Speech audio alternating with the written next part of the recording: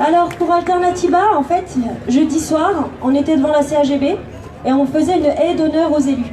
Et on leur disait, ben voilà, il y a les rapports du GIEC, il y a un certain nombre de choses qu'on sait maintenant, et il y a une série de mesures à prendre en urgence si on veut éviter de dépasser les 1,5 degrés de réchauffement climatique, qui est le seuil un petit peu critique qui a été fixé par ce GIEC, ce groupement international d'experts pour le climat de l'ONU. Et donc on leur distribuait les lettres et ils nous disaient « Ah bravo, c'est bien ce que vous faites, ah c'est super, venez, on fait des réunions de démocratie participative, on vous y invite vraiment, venez, c'est bien, on est content que vous soyez là, on a besoin de vous. » Donc voilà, ça c'était jeudi soir devant la CAGB. Et hier, on apprend que ce soir, le même soir, ils ont donc augmenté les tarifs des transports publics en commun, le soir même, alors que c'est rien. Enfin, les transports publics en commun, les tarifs, c'est une goutte d'eau par rapport à tout ce qu'il faudrait mettre en place. Et même à cet endroit-là, le soir même où on était présent pour leur dire il y a urgence climatique, eh bien ils n'étaient pas au rendez-vous. Et ces 1,5 degrés, c'est celui qui a été fixé par le groupement des experts international du climat. Et c'est cette barre à partir de laquelle, si de toute façon à 1,5 degré, on a une baisse des récifs coralliens, on a une augmentation de niveau de la mer, on aura des étés sans glace, sans banquise dans l'Arctique, l'extinction massive des espèces, elle est commencée. On a un certain nombre d'espèces, on a 1 million d'espèces qui sont actuellement menacées. Et ça, c'est de nouveau les experts de l'ONU sur la biodiversité qui nous le disent. 1 million d'espèces menacées. On sait aujourd'hui qu'on est rentré dans la sixième extinction de masse. Sixième extinction de masse due directement à l'action de l'homme. Et dans cette sixième extinction de masse, la France fait partie des 10 pays les plus menacés. Donc tout ça, c'est des choses qu'on sait. Et on arrive devant la CAGB, on lui dit c'est bien, continuez. Mais quelle est la mesure qui est prise le soir même? On augmente les tarifs des transports publics en commun. Et donc là, on était en colère, hier quand on a appris ça, on était vraiment en colère. Sachant que c'est 1,5 degré, c'est même pas le seuil qu'ils sont obligés de respecter par les accords de Paris. Les accords de Paris, c'est 2 degrés. Si on peut 1,5, mais 2 degrés. Quand tous les États ont rendu leur copie, on arrive à 3 degrés de réchauffement climatique. Donc de toute façon, on les dépasse, les 1,5 degrés. Mais même ça, même ces engagements des États pour les 3 degrés, la France ne les respecte pas. Donc on n'en est même pas là, on n'est même pas à 3 degrés. Et il y a une telle différence entre l'urgence que nous on demande et ce qui se passe concrètement que ben voilà, hier on était en colère. Et il y avait la manifestation des jeunes où Colin est là aujourd'hui et est là pour relayer le discours des jeunes qui faisaient grève pour le climat. Et nous, à Alternativa, on a vu la banderole de tête et la banderole de tête c'était marqué « Quand l'espoir meurt, débute l'action ». Et on s'est dit « Mais on est où là? On est où? C'est quoi cette jeunesse qui défile avec en première ligne une banderole où il y a marqué « Quand l'espoir meurt, débute l'action ». Et on n'a pas fini d'être ému par ça. On se dit, mais dans quel pays on est? Qu'est-ce qui se passe?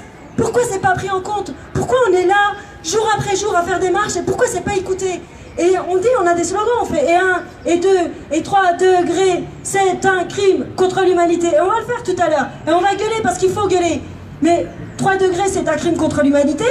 Mais oui, c'est pas qu'un slogan. Effectivement, on est à 3 degrés de réchauffement climatique pas assuré. Et on a des jeunes qui partent avec une banderole de tête, quand l'espoir meurt, débute l'action. Et on est dans cette situation-là aujourd'hui. Et donc, pourquoi on a été devant la CAGB? Moi, je reviens un petit peu en arrière. Avec Alternativa, on a commencé par interpeller les élus de la commune de Besançon. Ils nous ont dit, ah, c'est pas nous, hein. C'est pas nous, maintenant les compétences, c'est là, c'est le CAGB. On va devant la CAGB. Que nous disent les élus? Ah, mais c'est pas nous, hein. Vous savez, il y a des baisses de dotation de l'État, hein. C'est pas nous, c'est l'État. Que nous dit l'État? Ah, mais nous, on n'y peut rien, hein. Il y a des règles, hein. Il y a des règles, il y a des directives européennes, il y a la règle d'or. Donc il faut voir au niveau de l'Union européenne. On va voir au niveau de l'Union européenne, qu'est-ce qu'ils nous disent? Ils nous disent, mais attendez, ma bonne dame, mais c'est la mondialisation. C'est la mondialisation.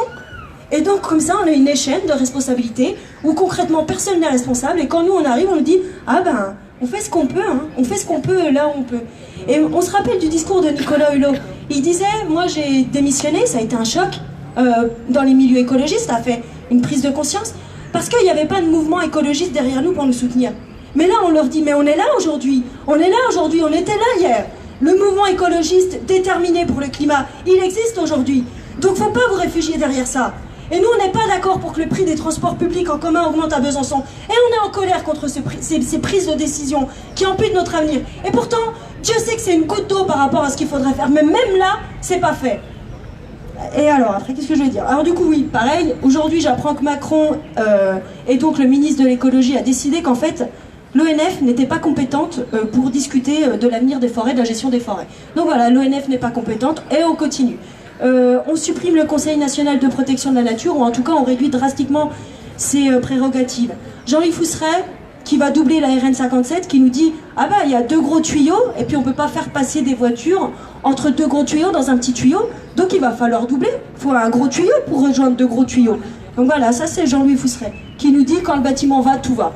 Maintenant, monsieur Fousseret, quand le bâtiment va, tout ne va pas. Il y a d'autres choses que le bâtiment. Et donc, on est là aussi pour dire que, voilà, même si la situation, parfois, elle paraît catastrophique, il y a quand même des combats qui se gagnent. Et avec Marie, on est là aussi pour représenter Alternativa et aussi pour représenter une autre association qui s'appelle le Jardin des Bêtes. On est là. Et on est là pour dire qu'il y a des combats qui peuvent être gagnés et qu'il ne faut jamais rien laisser tomber, qu'il ne faut rien lâcher et qu'il faut être déterminé. Quand on a commencé la lutte pour les Jardins des Bêtes, c'est un espace avec des espèces protégées, avec... Quand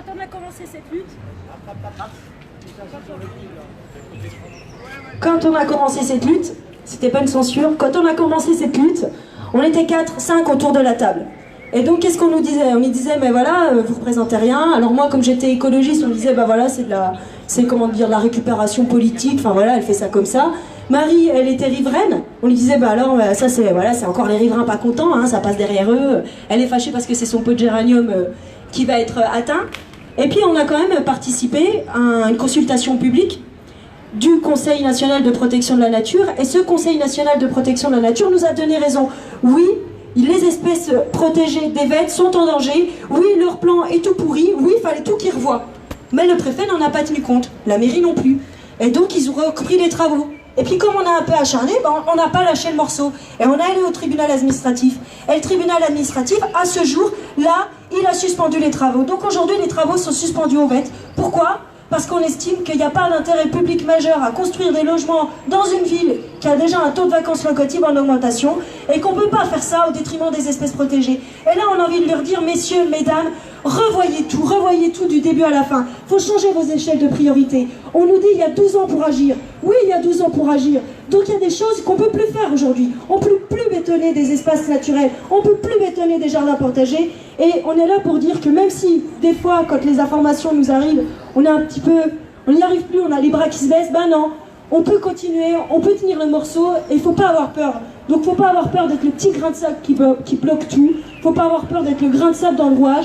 Et oui, il y a des combats qu'on peut gagner si on est déterminé et aussi si on est unis.